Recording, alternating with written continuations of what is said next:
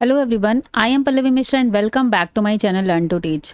तो बात कर लेते हैं Kanpur university B Ed semester 2 pedagogy of biological science. ये पेपर आपका कल 24 मई को है। बहुत सारे लोगों की रिक्वेस्ट आ रही है कि पेडागोजी पीवाईक्यू डाल दीजिए, तो मैं कोशिश कर रही हूँ कि ये पेडागोजी ऑफ बायोलॉजिकल साइंस मैं आपको प्रोवाइड करवा पाऊँ। चलिए देखते हैं। फर्स्ट क्वेश्चन है, ये लास्ट ईयर का क्वेश्चन है 23-24 का। ठीक है। What does CCE stands for? Continuous and Comprehensive Evaluation. याद कर लीजिएगा, CCE stands for Continuous and Comprehensive Evaluation. Question number 2 देखते हैं. A plan prepared by a teacher to teach a lesson is called lesson plan. Okay. Which of the following is not the step in the development of lesson plan? देखिए, introduction है, testing of previous knowledge है, motivation है, but criticism कोई step नहीं होता lesson plan को develop करने में. ओके. क्वेश्चन नंबर 4 देखते हैं. क्वेश्चन नंबर 4 देखते हैं. The language of the lesson plan should be. Lesson plan की लैंग्वेज कैसी होनी चाहिए? The language of the lesson plan should be simple and understandable, very precise and to the point, technical and difficult. देखिए, अब ए और B दोनों point तो सही लग रहा है, बट टेक्निकल एंड डिफिकल्ट तो नहीं होनी चाहिए. Obviously it should not be technical and difficult. So अब इस चारों ऑप्शंस में ये ऑल ऑफ द अबव तो नहीं होगा. According to me simple and understandable होनी चाहिए इसका आंसर. क्वेश्चन नंबर 5 देख देते हैं. Which teaching learning method was introduced by David W Allen. तो ये हमने पेडागोजी वाले में डिस्कस किया था, माइक्रो टीचिंग. क्वेश्चन नंबर 6 देखते हैं. One of the limitations of heuristic method is. Heuristic method मतलब खोज विधि, जिसमें बच्चा डिस्कवरी करके सीखता है, तो वो चाइल्ड सेंटर्ड तो होता ही है, डेवलप सेल्फ लर्निंग भी होता है, इनकल्केट साइंटिफिक एटीट्यूड भी होता है, लेकिन साथ में वो uneconomical in terms and time हो जाता है, क्योंकि उसमें टाइम बहुत ज़्यादा लगता है. आप कम समय में बच्चे को ज़्यादा चीज़ें नहीं सिखा सकते, क्योंकि वो खुद सीख रहा है. Heuristic method emphasize by doing and discovery. So option A is correct question number 7 का. क्वेश्चन नंबर 8 देख लेते हैं. In which teaching method student acquire the knowledge himself by discovering the facts himself. तो इसे ह्यूरिस्टिक मेथड बोलते हैं. The term action research was coined by. Coined किसने किया था? कर्ट लोविन ने. Which of the following researcher is associated with Stephen Corey. तो स्टेफन कोरे ने एक्शन रिसर्च दिया था. Research stream of immediate action is also, हमने पढ़ा है ये पेडागोजी ऑफ फिजिकल साइंस में, action research. Heuristic method of catching is propounded by H.E. Armstrong. आप देख रहे हैं कि पेडागोजी ऑफ फिजिकल साइंस से बहुत सारे क्वेश्चंस मिल रहे हैं. ठीक है, तो उसके बेसिस पर आप इसकी प्रिपरेशन कर सकते हैं. Dash method makes the process of problem solving and decision making quick and efficient by emphasizing active involvement of learner. तो यहाँ पर हम बात करेंगे ह्यूरिस्टिक मेथड. क्वेश्चन नंबर 14 देखते हैं. Which of the following level of cognitive domain are responsible for divergent thinking. तो divergent thinking के लिए देखिए, जो अपर लेवल है, जो हमने कौन ऐसा करके देखा था, और आप पेडागोजी ऑफ वीडियो पे मैंने बताए थे लोअर लेवल्स और अपर लेवल. तो अपर लेवल में क्या आता है? Analysis, synthesis and evaluation. तो option B is correct. Project method is propounded by Kilpatrick. One purpose of writing learning objectives is to measure outcome, confuse students, define learning, communicate expectations. तो यहाँ पर option D correct होगा, communicate expectations. Each learning outcome should begin with an action verb. Which of the following research is cyclic in nature? तो cyclic in nature हमारी action research होती है. Question number 19 देख लेते हैं. Which of the following shows the correct sequence in under taking action research based study. Planning, action on the plan, observing, reflecting. Action on the plan, observing, planning, reflecting. देखिए, ये sequence बताना है कि कौन सा इसमें सही है.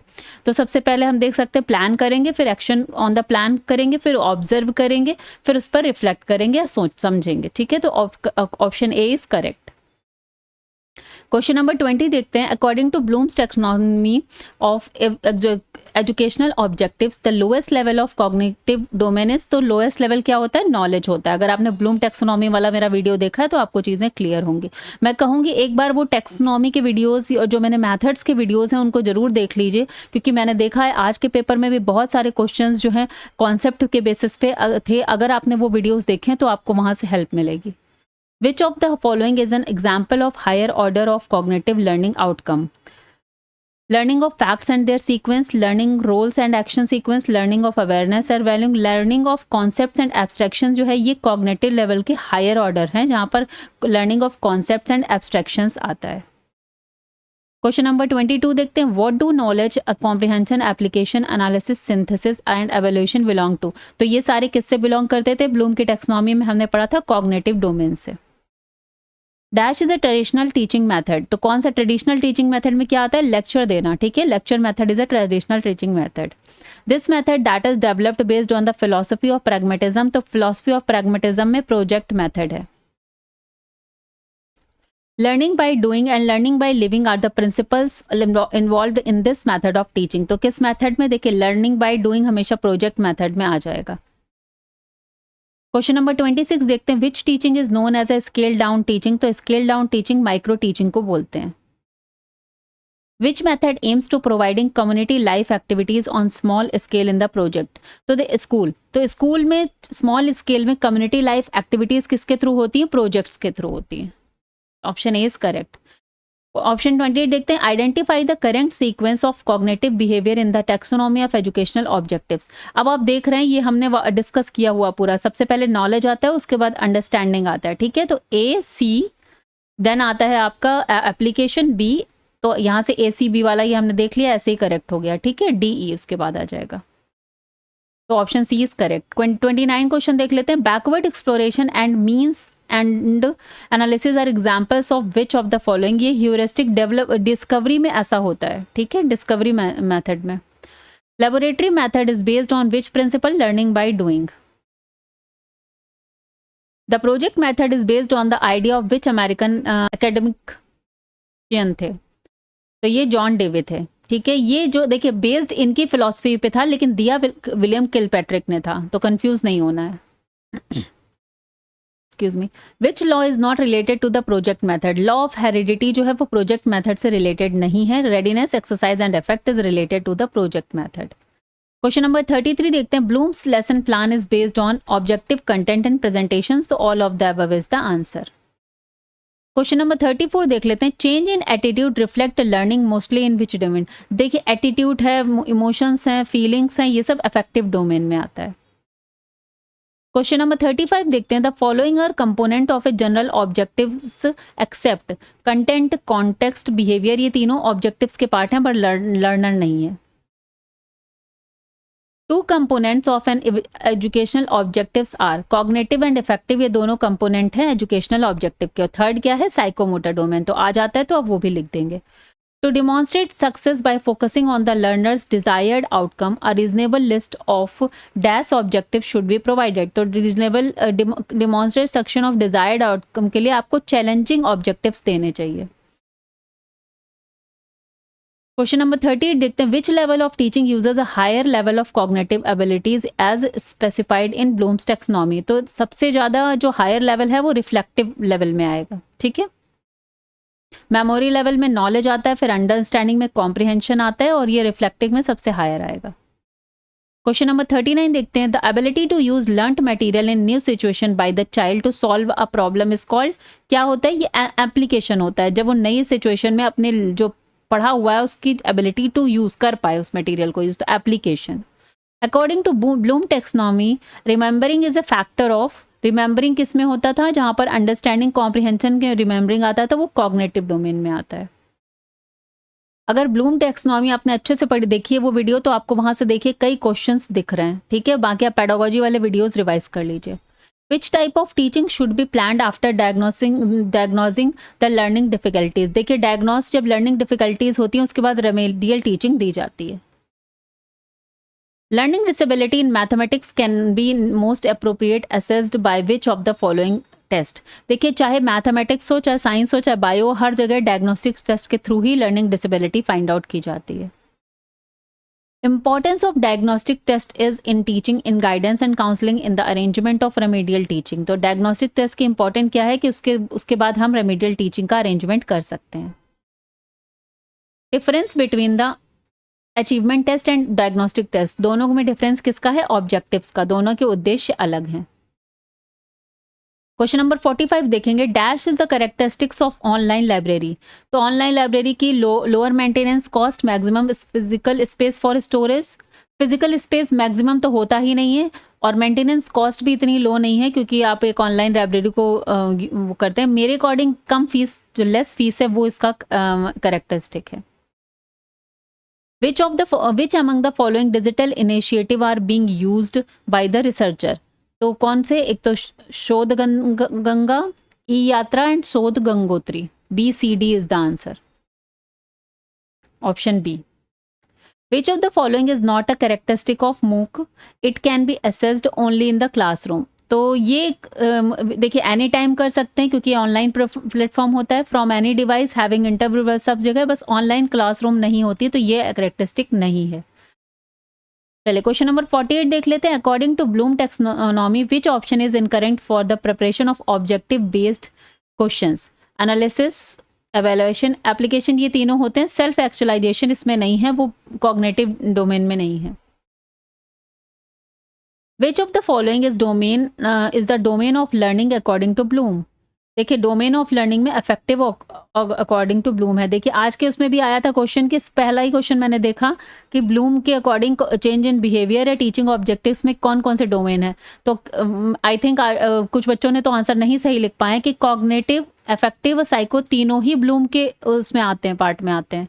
तीनों को उन्होंने ऑब्जेक्टिव बताया था, डिवाइड किया था। उसके बाद उन्होंने कॉग्निटिव की 6 फेजेस बताई थी, ठीक है, लेकिन तीनों के बारे में उन एजुकेशनल ऑब्जेक्टिव्स को ब्लूम ने ही डिफाइन किया है। Which of the following statement is not correct? Aims are directive in educational program. Aims could not be achieved only by school program, which is not correct. तो हमें कौन सा correct नहीं? Aim and objectives are same. According to me aim and objective दोनों same नहीं होते। Aim is the broader version of objective. ये हमने किया भी है एम और ऑब्जेक्टिव्स पेडागोजी वाली क्लास में। State the meaning of comprehension in Bloom's taxonomy.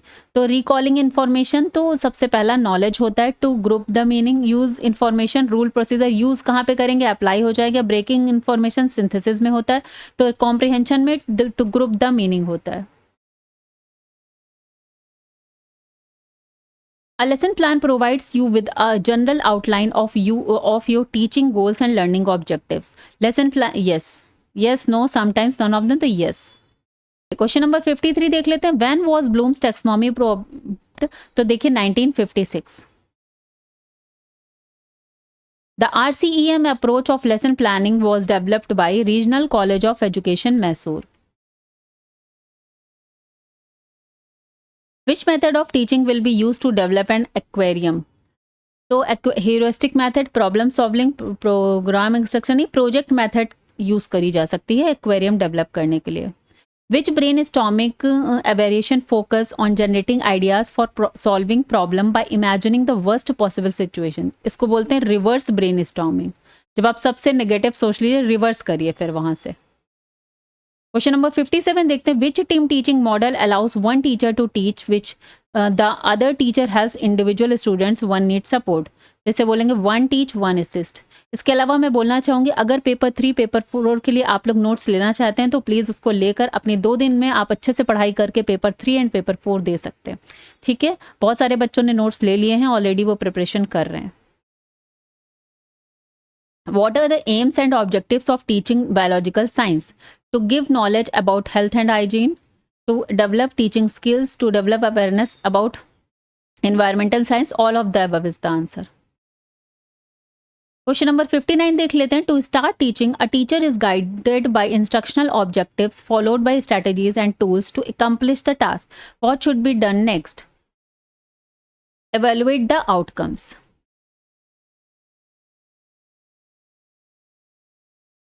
Question number 60 देखते हैं। If a student construct a model to show how something works, they are, अगर कैसे वो देख रहे हैं कि कैसा कुछ वर्क कर रहा है, they are applying knowledge.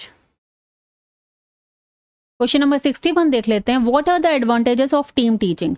Better utilization of resources, better planning, better use of team teaching techniques, all of the above is the answer. Question number 62 देख लेते हैं। Team teaching is working together 2 or more teachers, ठीक है, 2 से ज़्यादा teacher आपस में teaching का काम करते हैं। Dash is a step in Herbert's approach. तो हर्बर्ट अप्रोच में ये association is the step, guidance नहीं, एसोसिएशन जो है हर्बर्ट में अप्रोच में स्टेप है। ठीक है, क्वेश्चन नंबर 64 देख लेते हैं। In Herbartian approach in dash stage the teacher can test the previous knowledge about the same topic और एरिया।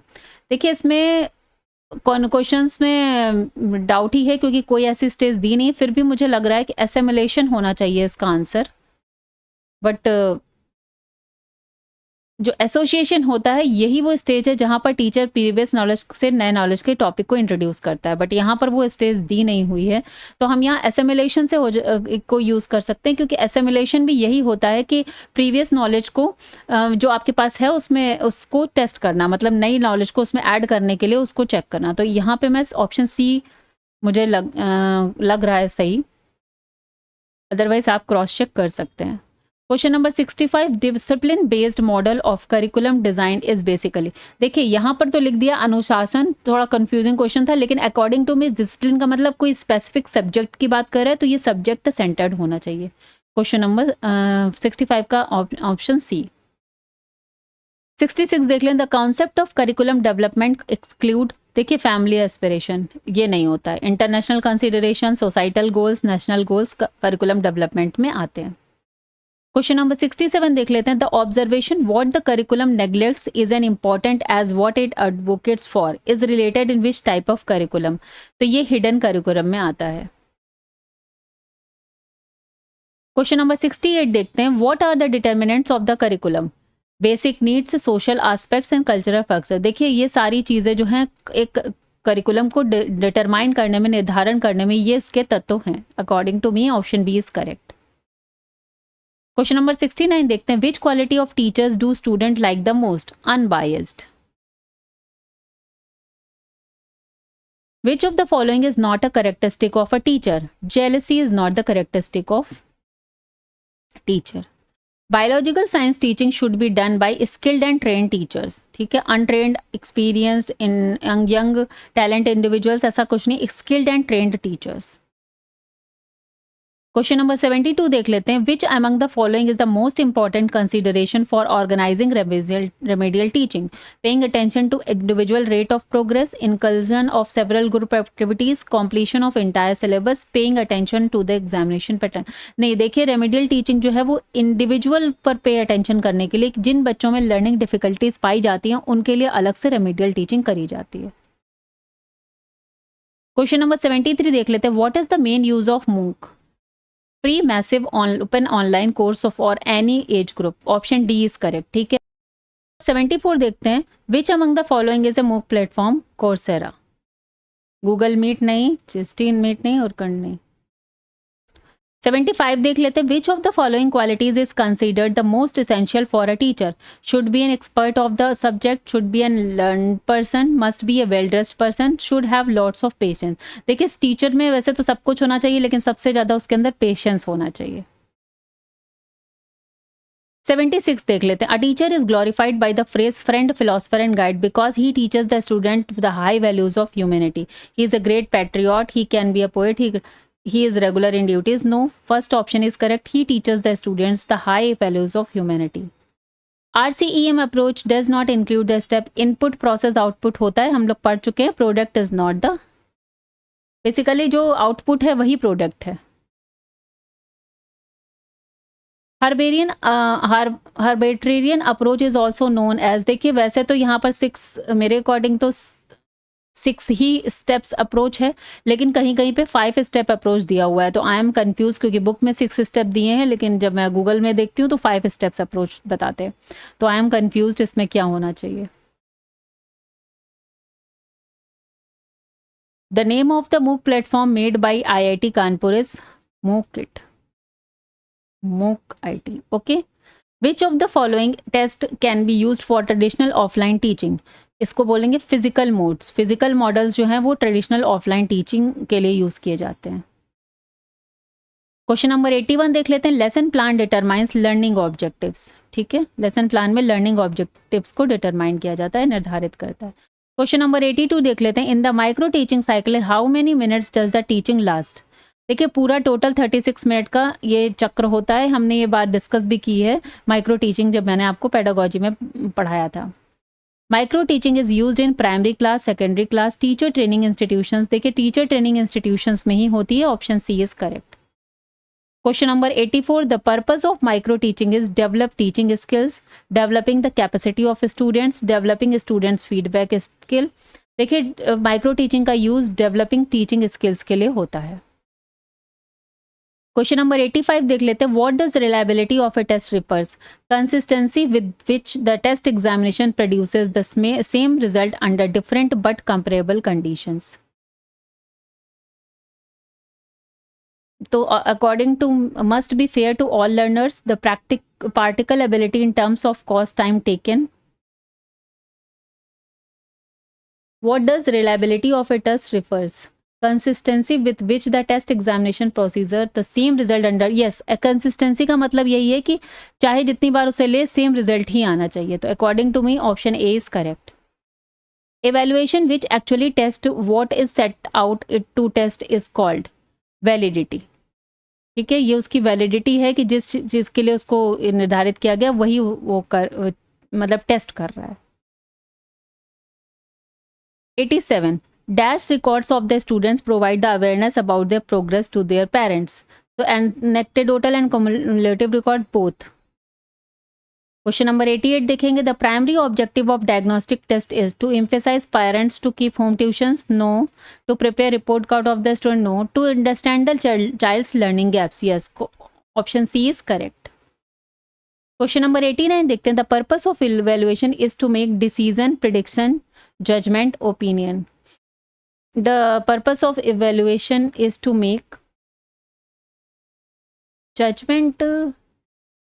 जजमेंट वर्ड तो थोड़ा नेगेटिव ही आ रहा है, बट ऑब्वियसली अगर हिंदी में हम देखेंगे तो परिणाम, भविष्यवाणी और राय से ज़्यादा निर्णय आ रहा है। ठीक है। The purpose of formative evaluation is selecting a student, checking the result, monitor progress of a student। तो option C is correct. Question number 91 देखेंगे। The holistic development of a child comes under comprehensive evaluation. Holistic development का मतलब है पूरा overall उसका evaluation. At the knowledge level as per Bloom's taxonomy student will recall. Knowledge level पर recall होता है, notes में भी लिखा हुआ है, हमने करा भी था उस दिन। क्वेश्चन नंबर 93 देखते हैं। A dash is a set of principles and methods used by teacher to enable students learning. Teaching methods.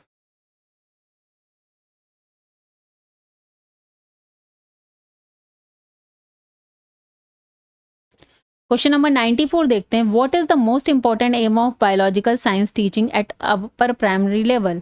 To develop faculty, to develop capacity for learning, to develop, देखिए हायर लेवल पर to develop rational thinking. Question number 95 देखते हैं। Dash assessment is a form of questioning which has a single correct answer. Objective type. Okay. The full form of CBCS choice based credit system. ये question तो आज भी आया हुआ है, may be आप कल भी देख सकते हैं। क्वेश्चन नंबर 97 देखते हैं। Which assessment is carried out at the end of a course of program? Summative assessment. Question number 98 देख लेते हैं। The important aim of lesson plan is to evaluate people's achievement, no. To process the teaching learning, forces the teaching learning process. भाई lesson plan क्यों बना जाता है? Teaching learning process को start करने के लिए। Preparing from teaching content and to prepare TLM, नहीं। Option B is correct. Question number 99 देखते हैं। What is the purpose of CCE? To make assessment a regular activity, yes. To assess learners performance for learning more effectively, all of the above is the answer. And the last question is what does MOOC stand for? Massive Open Online Courses. Option D is correct. ठीक है, तो देखिए last year का पूरा biological का science का paper हो गया। आपको देखकर समझ में आया होगा कि पेडागोजी ऑफ फिजिकल साइंस से बहुत मिलता जुलता है। ठीक है, तो आई होप कि ये वीडियो आपको हेल्प करेगा। चलिए मिलते हैं नेक्स्ट वीडियो में। All the best for paper 2। See you in the next video. Till then bye bye, take care, have a nice day, thank you.